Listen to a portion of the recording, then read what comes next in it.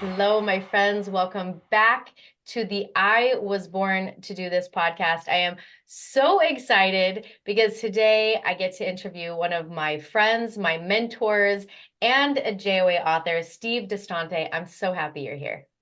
Hello, Kira. Good to see So good to see you.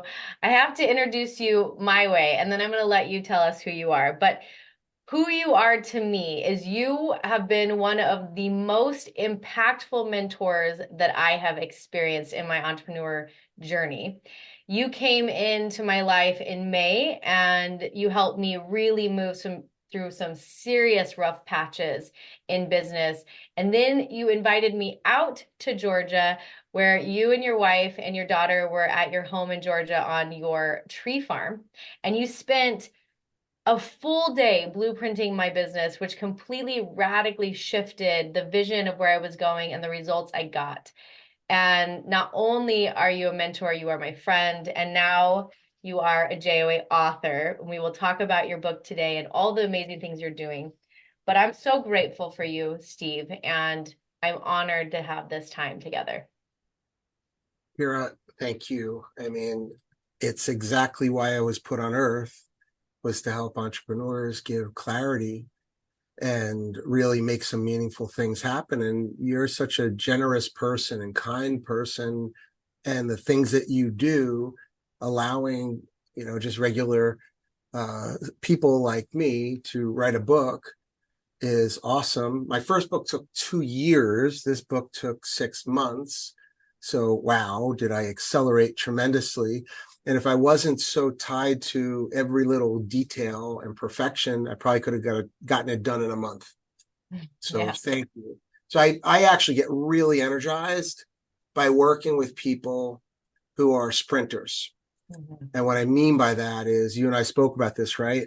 It's, if you're given a direction, are you going to sprint to it, or are you going to kind of just dream about it or talk about it, or what we call that, analysis paralysis, right? But you didn't. You like acted right away.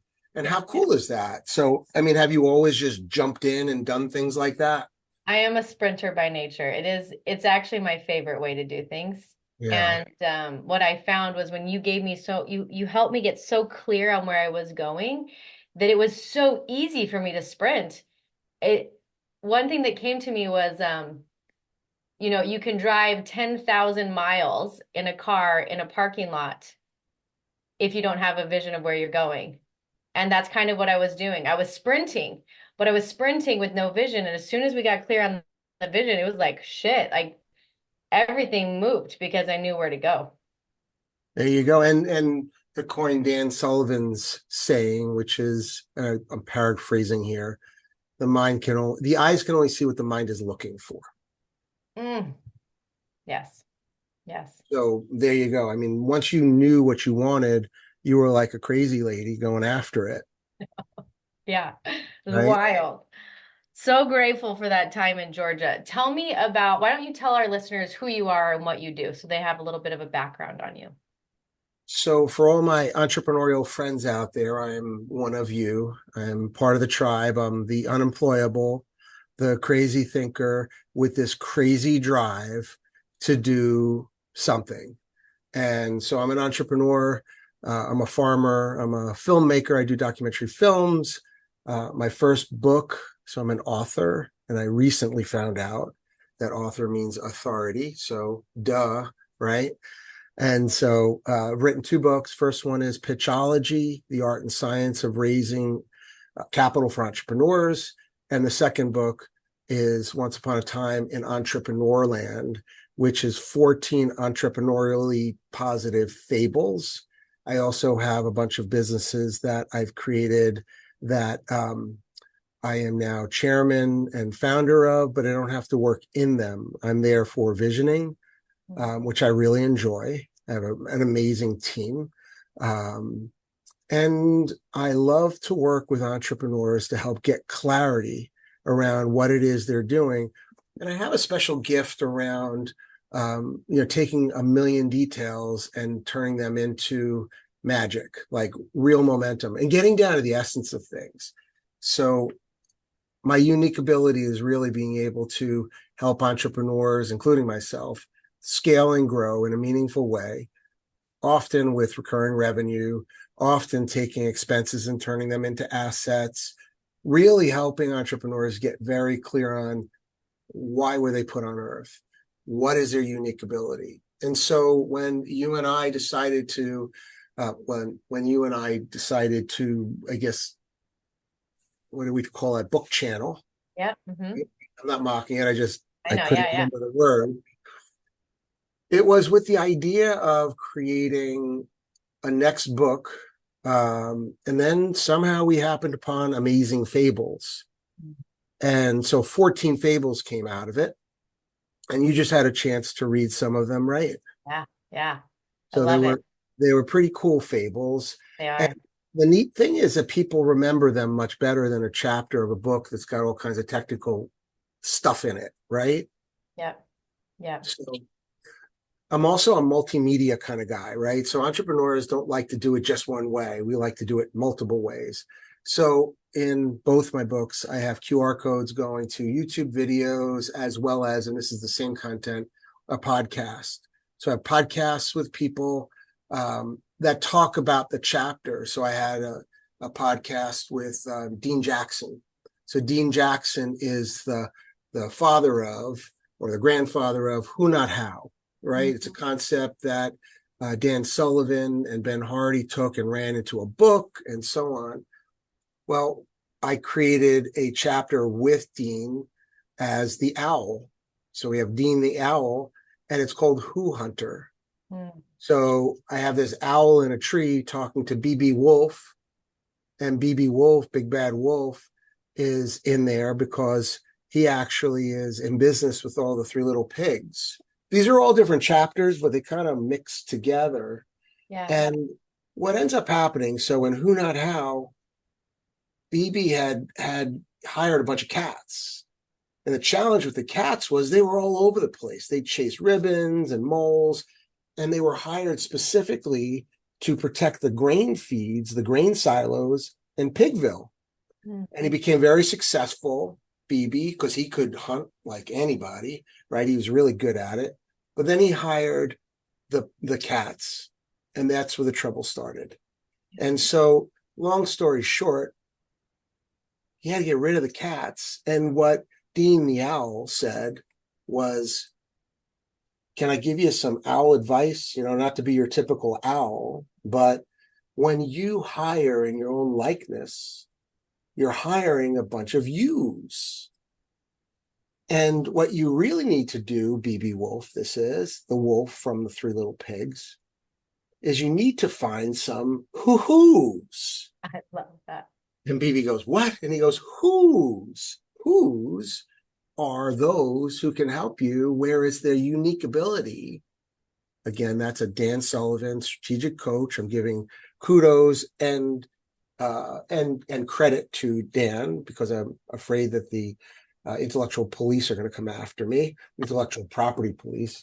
But he says whose are exactly working within their unique ability, which is what's just natural to us. And it's so natural that even Dean the Owl didn't realize that owls are the best rat hunting machines in the world. And BB ended up hiring all of these owls to do what they do best, what they do naturally, and everything was better. I mean, the farmers with their grain silos were happy. The all the people in Pigville were happy, and the owls, BB, the only ones that weren't happy were the rats. Right. Right?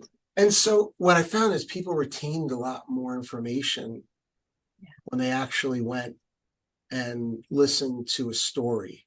Yeah. Because what I'm told is that people drop their their fact checkers and their egos, and they really come up with ideas that normally they wouldn't because they're always protecting, like, is that really true? Is it?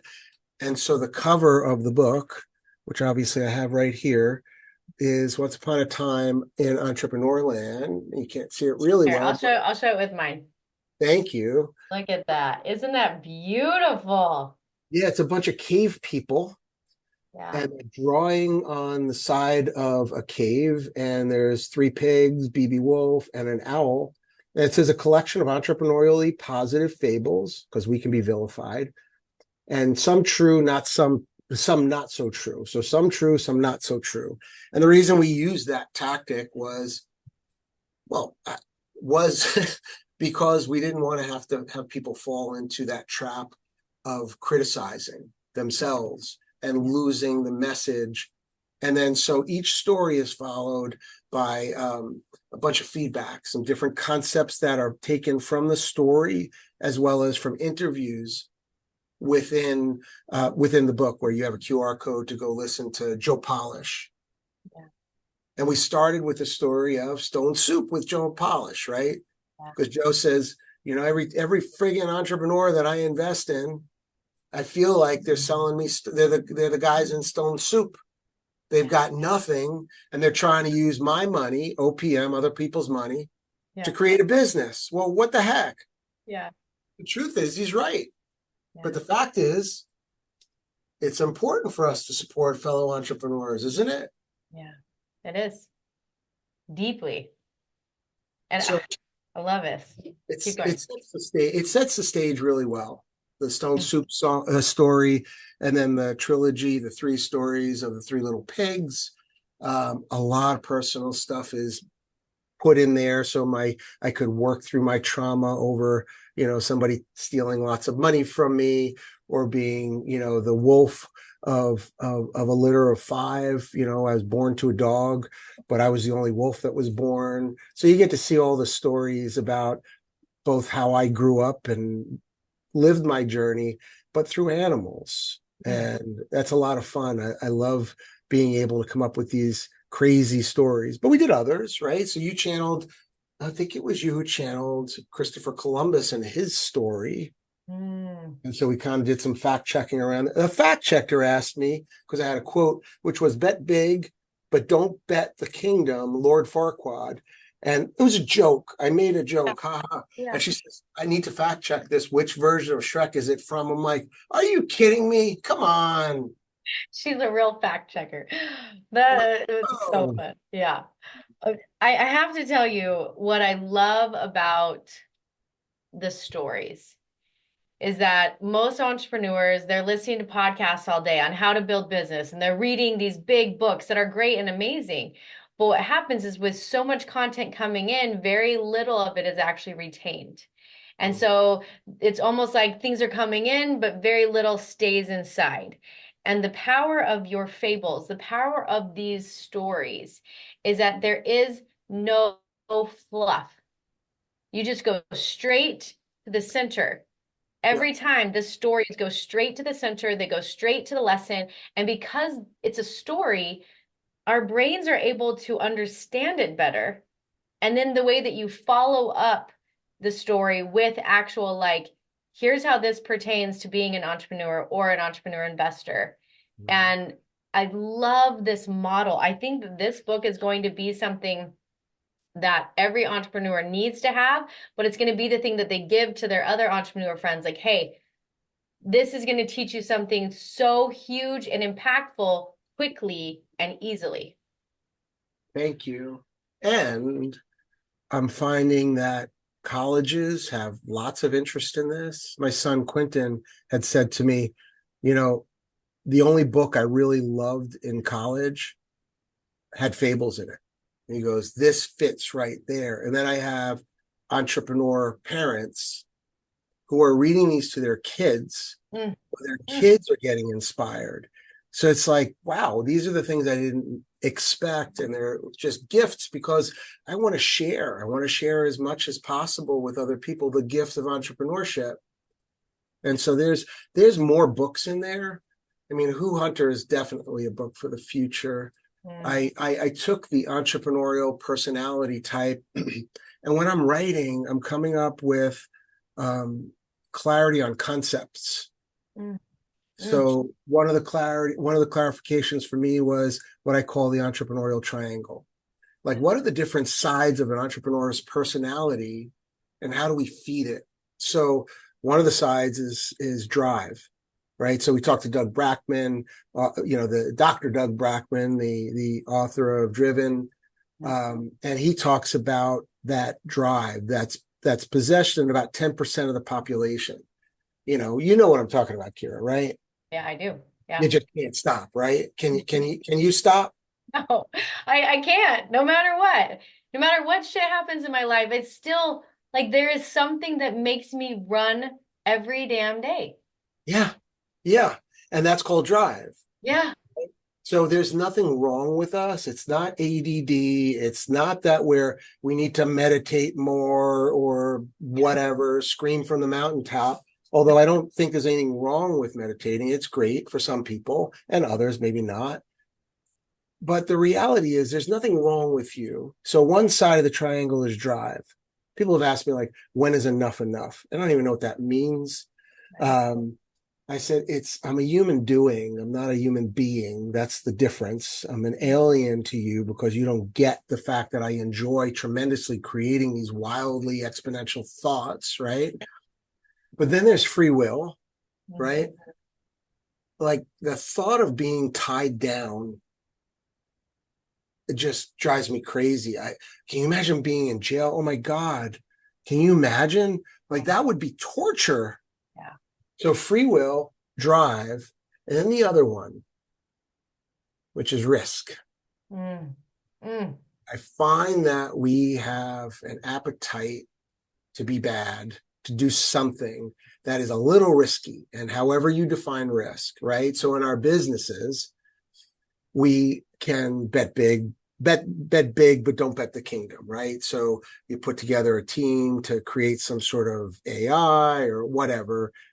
Maybe that's your big thing, or maybe there's other ways, but it has to be in balance. And when I show people, it's like an equilateral triangle, right? Each side is in balance. And I'll even say to Heidi, my wonderful spouse and partner of 35 years plus, I need some risk. Like I need, because if I don't feed it, it will feed itself. And you could do something that's self-destructive. Yeah. You could just do something that you could risk money. So understanding that there's these three triangles, which is drive, free will, and risk, is really important. And I describe that in the book for people to get a better sense of who they are as entrepreneurs. So you're nodding your head a lot, and I think that resonates with you. Is that true? Yeah. I mean, I've gotten texts from you before that say, "Hey, Kira, have you started any fires lately?" And it's because I crave risk. I actually crave risk. And if everything is going really well, then I end up in my personal life, there's a fire that starts, or I do make a decision that wasn't the wisest. And it's like, oh, it's because of that piece that craves risk. And I Yeah. think that's the thing that really sets us apart as entrepreneurs is because there might be people who have a lot of drive. They might desire free will, but if you don't have that weird, crazy desire for risk, you're never going to jump off the ledge when the time is right. Yeah. So that lands with you pretty well, right? You Yeah. get it. Okay. Yeah. Beautiful. So it makes sense for you. And some people can evolve to that, but most of us run away from fires while you and I and most of the people listening to this run into fires. Right. Right? Stand Why right not? in the middle. Why not? We're gonna bring some water, we'll probably bring something to breathe, and we'll probably wear something to keep us from burning up. But we Yeah. like it. But what also we talk about in the book is, and I think Dan Sullivan also coined this phrase, but okay, this whole podcast is dedicated to Dan Sullivan from Strategic Coach, and any idea is not original. They all belong to Dan. I don't want to get in any trouble, so I I'm love teasing. it. I'm teasing. But anyway, so I mean, Dan talked about the arsonist in your business, and I didn't even remember that. He said it the other day at a session. And a lot of people say I'm busy putting out fires in my company. I say, okay, are you a paid firefighter? Are you a volunteer firefighter, or even worse, are you an arsonist? A lot of times when things are going good in our companies and we raise the company, where it needed us every single moment, Yeah. then all of a sudden it's actually turned into something that we can't mess up anymore. We find our purpose inside that business through lighting fires and Mhm. setting off bombs and arguing and just because we can. And the point, especially Salim Ismail, who was one of the interviewers, the point is use your energy for good. And it might not be in your business. It might be some other aspect of your life. Take that risk, but understand you need to take risk. Okay. It's like you need to take a shower, go take a shower. Well, you need something risky. Realize what you're doing in the rest of your life as an entrepreneur, and that is it serving you well? Are these patterns serving you well? So that's the book really goes into a lot of that through fables and then some feedback. But I find probably the biggest value that an entrepreneur can yield from this, if you're a true entrepreneur and in business, not just thinking about it, is being able to find somebody who's willing to mentor you, who's willing to talk to you about their journey. And so I've created from the concept of this book a platform called the Private Investor Network. And it's not like Private Investor Network is the actual name on the internet is privateinvestor.network is the name of the site. And it's a community that we've built for entrepreneurs and entrepreneur investors to connect Mhm. and for them to have a pitch room where they can actually pitch if they're looking to raise capital. And even more important is the entrepreneur investor, which is somebody who's been an entrepreneur, but we have some cash, right? We somehow figured out, and that's what my first book, Pitchology, talks about. How do you get money, right? Do you sell something? Do you sell it? Do you raise capital? Do you whatever? But how do you make money in your business? So if you have money and you're an entrepreneur, well, we could risk all that capital, or we could invest a little bit of time and money into an entrepreneur, and we get the juice from that relationship. We can skip them to the front of the line on a lot of different things. And when an entrepreneur investor invests in that company, it gives the entrepreneur credibility. Like I don't know if you know this trick, by the way, Kira. If you want to get good credit, obviously pay your bills on time and so on. You need to have credit cards. But if you have a credit card that you've had around for the last 10 or 15 or 20 years, and you put your kids' names on a credit card, they absorb your credit, believe it or not. They get your credit from that particular credit card or so. So it gives them time. So you got a 15-year-old who's got 25 years worth of credit history, which is insane, but it's real. The same thing happens with an entrepreneur. So an entrepreneur investor who now has mentorship and clarity and money from an entrepreneur investor inherits a lot of what their goodwill is. And we're looking to introduce them to our communities, our network, our bankers, our everything. So the reason why the Private Investor Network was set up was to connect entrepreneurs and entrepreneur investors to help them scale and grow. And the Mhm. entrepreneur themselves, the entrepreneur investor themselves, gets a lot of juice out of it from the perspective of we get to be young in business, scared. I was on a trip yesterday with a guy who's pretty new in business, and he was telling me how his wife would, text him, "We don't have enough money for payroll. Make sure you don't hand out the checks." They were talking about demagnetizing the check, however you do that, so that people can't get quick clearing on their check. And I'm like, wow. I said, to go back those days. And he said to me, "Yeah, but I don't have any debt." And I said, "What?" He goes, "I don't have any debt." And I said, "Okay, so I get that. But if you look at Apple and any other good, well-run company, they usually are paying their debt 90 to 120 days later. So you've got whatever a month's run of money is, you've got 4 and 5 time multiples of that, which is not in your pocket, it's in their pocket. And what do you do when you can't make payroll? So anyway, we love to mentor entrepreneurs Yeah. and help them really gain momentum and don't make the same mistakes we make, Yeah. you know? Leadership lessons, all that kind of stuff. Having a mentor is really, really important. And it's so fulfilling to us. Mm. You Yeah. know, we just want to be able to give back to a community of entrepreneurs, but we're not giving donations. We want to invest. Sure, we want to make a return, but I can't tell you how many entrepreneur investors have been ghosted. Mm. And only to get really disappointed or disrespected, only to get disappointed at the fact that their investment in that entrepreneur was treated as OPM, Mm. other people's money, right? Yeah. So they gave you 25 grand or 50 grand or 100 grand, whatever the number is. You never hear from them again. Yeah. So what the community also does is it creates victory conditions. So we have a MOU builder, a memorandum of understanding builder, Mm. for E's and EIs. So entrepreneurs and entrepreneur investors.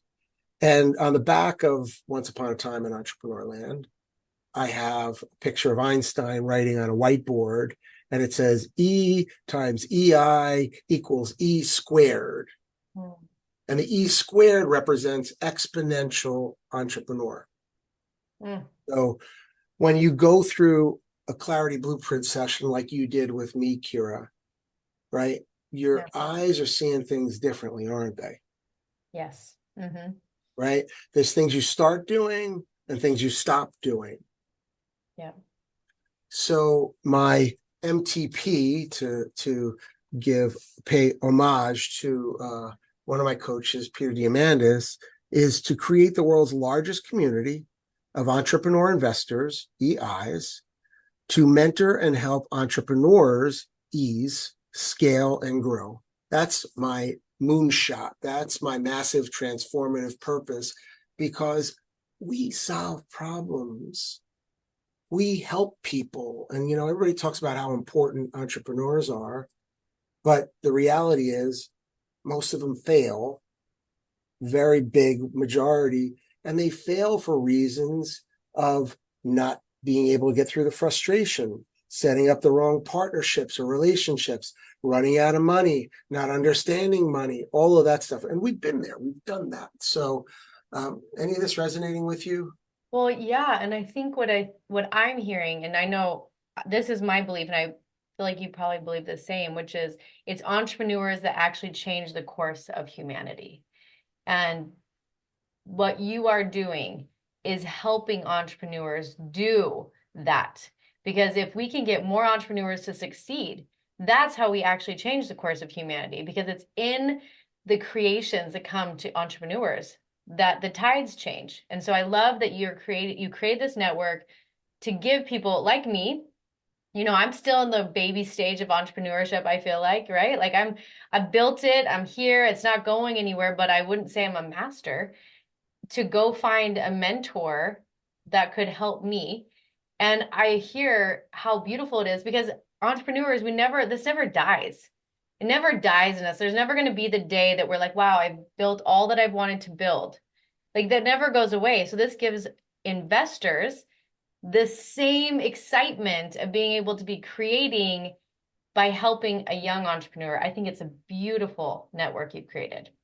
Thank you. And we also have created a dashboard within the private investor network for entrepreneur investors to keep track of all of the companies that they've invested in. Wow. So now we're working with financial advisors who have hundreds of these things and they don't know what to do with them, Yeah. right?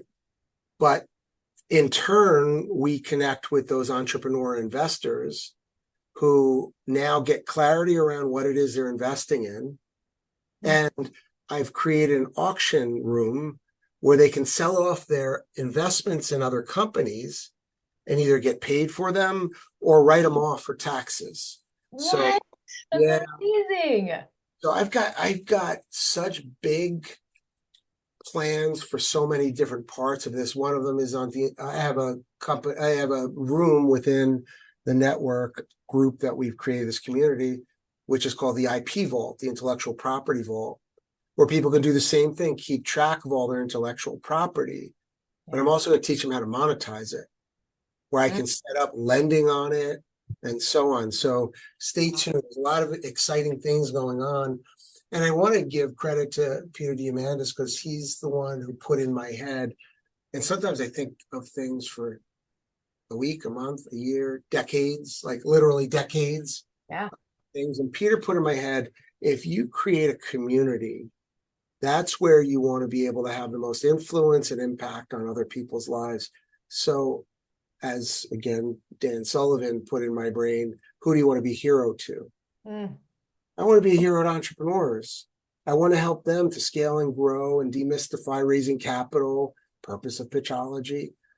So, how can I be more useful to people making a difference? And that's what I think. I know that's my purpose. So it's all come very much aligned thanks to you Mm. by helping me to create this book, which has really become me. It's a part of me. It's like I feel like when I lift this book, especially the one from Amazon, my God, it's got this creamy kind of feeling. It feels like my flesh. Like this is me. Like Oh. come read this book. And we have one section which is gather around the fire, like you're, in a cave or out, in the wilderness or so. Let's tell a story because Mm. that's the way it's been done for so long.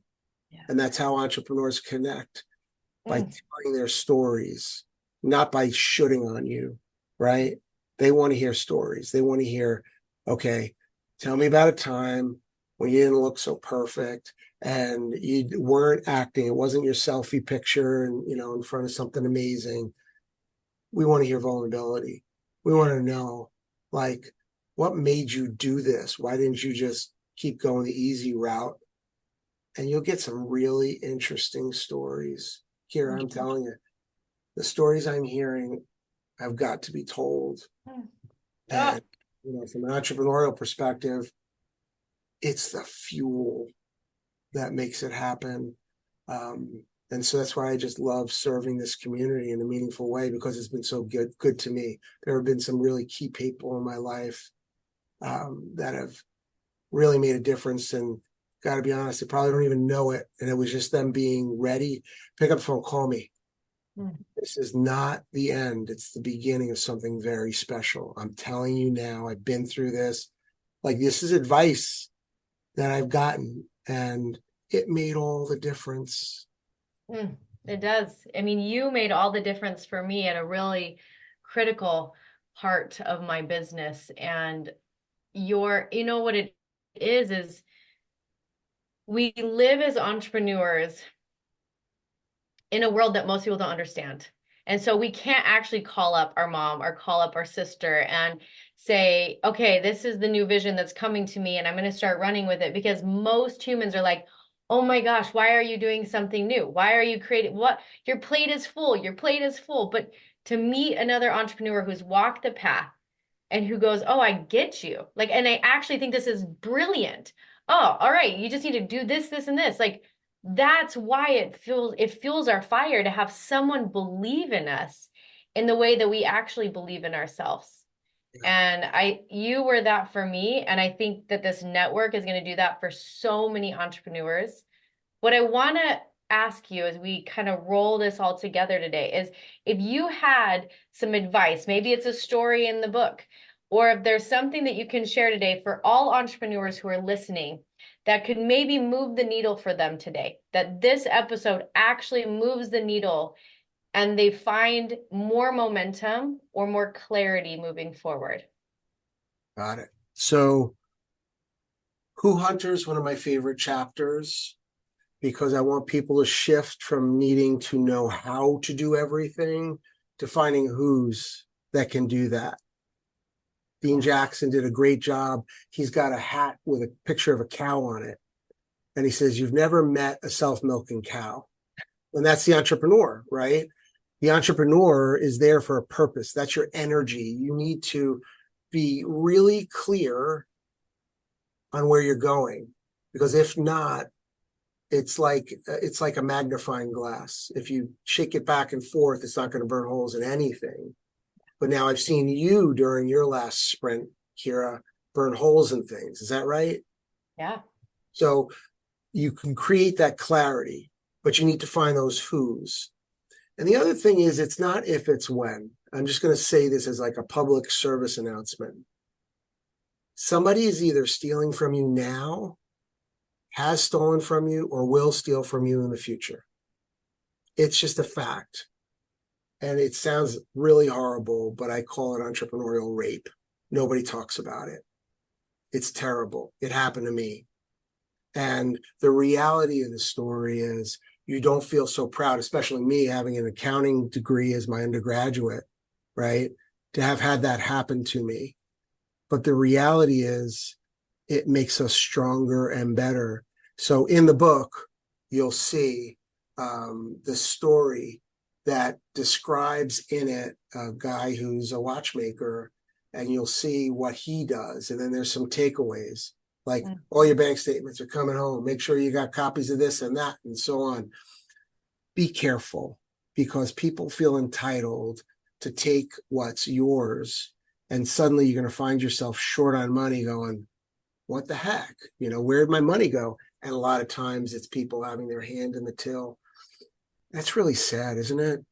I have to say this. I had a pretty rough situation happen 2 months ago, and I called you up just in a dire, someone had there was just a rough thing that happened. And I was really a mess about it. And you said to me, well, this is just business tuition right now. Learn to trust, learn to know who to trust, and learn to know when not to trust. And if I were to go back on when I first started business with this person in some capacity that we were in, I didn't have the best feeling.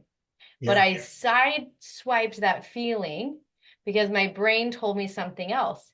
And so even though I lost money in this experience 2 months ago, I looked at it after you said this is business tuition. I looked at it as like, well, you know what? It was only $8,000, and $8,000 I've spent on courses all the time. I've spent $8,000 on courses and programs.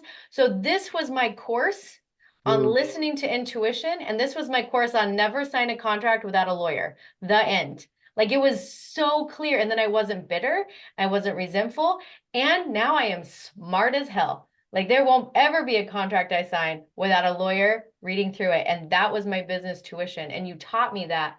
And I feel like that helps propel entrepreneurs forward rather than that could have tanked me. But instead, it was like, no, let's get going. All right, I learned, and we keep moving. And I think that even if somebody's stealing from you, it's what you called to me business tuition.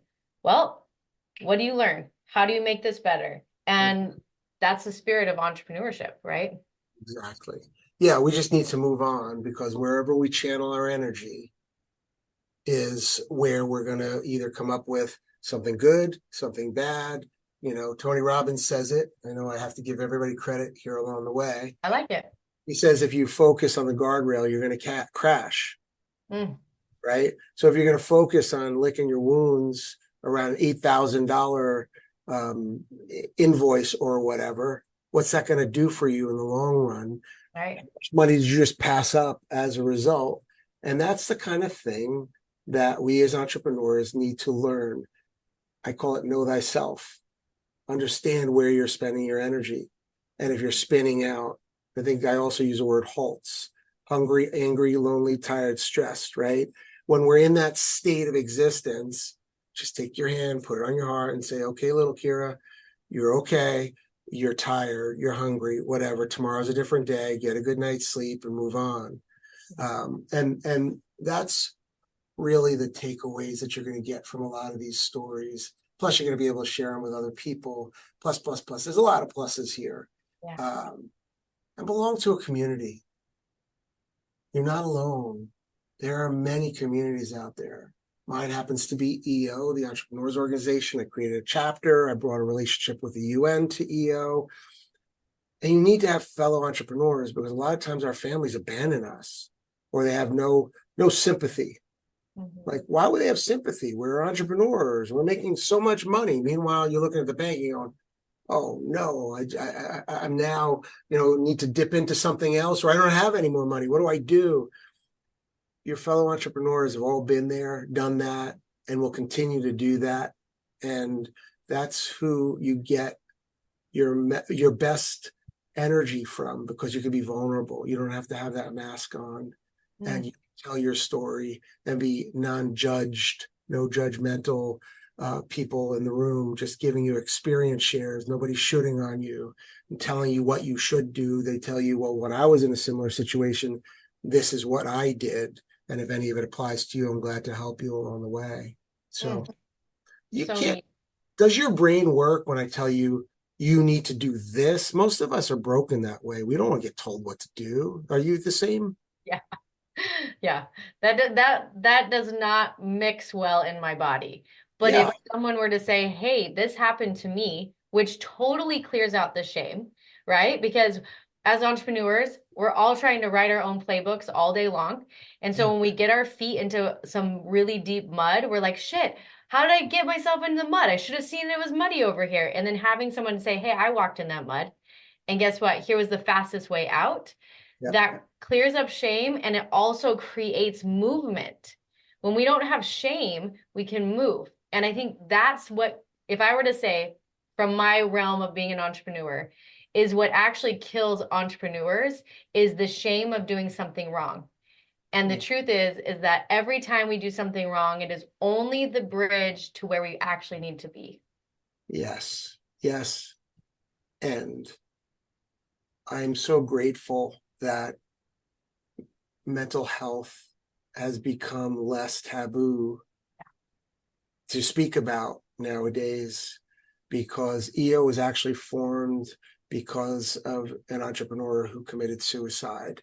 Uh, and it still happens Yeah. at times, the spouse who's, got everything taken care of, and the person's not vulnerable to anybody, doesn't have a community to talk to, ends up feeling this lack of any confidence or any way out, and they decide to end it all. And that's not okay. You're not in your right mind when you're thinking that way. And there's a way out, and it's by talking to other people that you can get out and be able to survive another day. And usually you learn such valuable lessons. The next run is going to be even that much more impactful. Again, your tuition, right?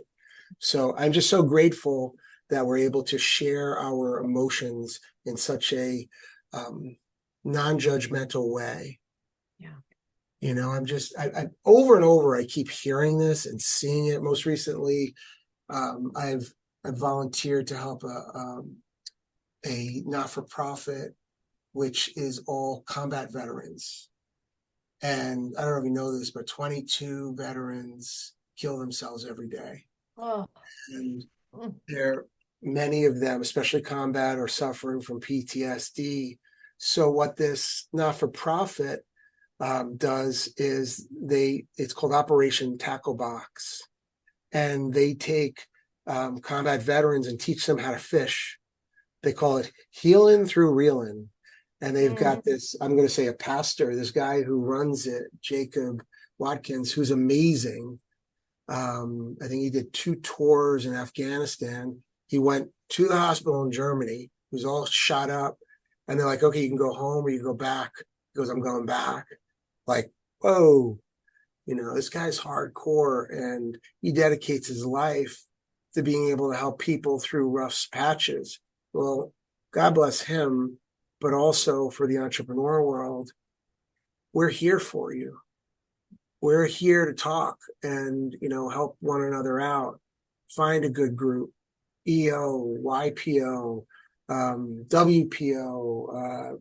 There's a bunch of them out there, but you need a community. You need people to talk to and be vulnerable and confidential. That's the most important part.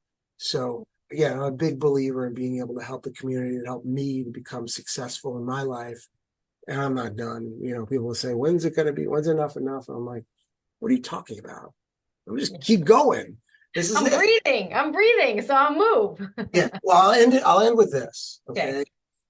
So I got I was introduced to perfection as a disease. And so years ago, perfection was um, the opposite of being able to be motivational or inspirational to one another's. And so you'd sit with your team and it would be the yeah, but, oh yeah, we did all this great stuff, but did you get this done? And you just completely kill the spirit in the room. That was the original version of perfection that I was succumbed to. I had succumbed to.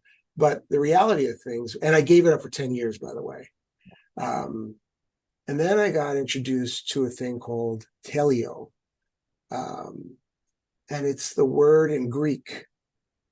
And this means that your life is an evolution of perfection, getting clearer and clearer as to what your purpose is and what's your unique ability and how can you use your gifts and talents so that every day is uber satisfying, at least 80%, let's say, where you're feeling like you're very much in the position you're supposed to be in and just get energy from it all day long. Mm. And that is, and then what happens when you reach perfection? You die. So that's okay. But it's a long journey. So anyway, I won't go on anymore, but I just love that. being able to share with entrepreneurs and be part of the community and hear about what everybody's doing out there. I just love it. I just enjoy seeing all the innovation that's going on. And we can feel that. Everyone who's listening can feel that. And I want everyone here. This book will be live. What date did we decide it was going to be live in the world? January. January 31st is our kickoff, but it is January 31st is when, so we'll make sure this episode is not until after that. So okay. I'll have my team cut that part out. Okay. So your book is now live. We're going to have the link to it on our show notes. How else can people, if people want to learn about the private investor Yep. network, how do they do that? They can visit Private Investor Network, privateinvestor.network. Mm-hmm. And you can find information on both of my books. You go to Amazon and type in my last name or Steve Distante. It's like distant with an E on the end, Distante. And you'll see that we have a website also, which is pitchology.ai. So pitchology, the word, which I have a trademark on. And the .ai instead of .com. So pitchology.ai will bring you to the website with all of my collateral and such. So you get to see what's going on there. And if you happen to be connected to a university, let them know there's these fables. And if you want to really inspire your kids and start whispering in their ear about becoming entrepreneurs when they get of age. And by the way, I started my first business at 6 years old, so I don't believe in of age. Consider getting this book for them as well. I love that. Well, Steve, it was an honor. It was an honor to be your publisher, to help you channel through the ideas in this book. It is an honor to call you my mentor, my friend. And this is just the beginning of amazing things that we're going to do in the world together.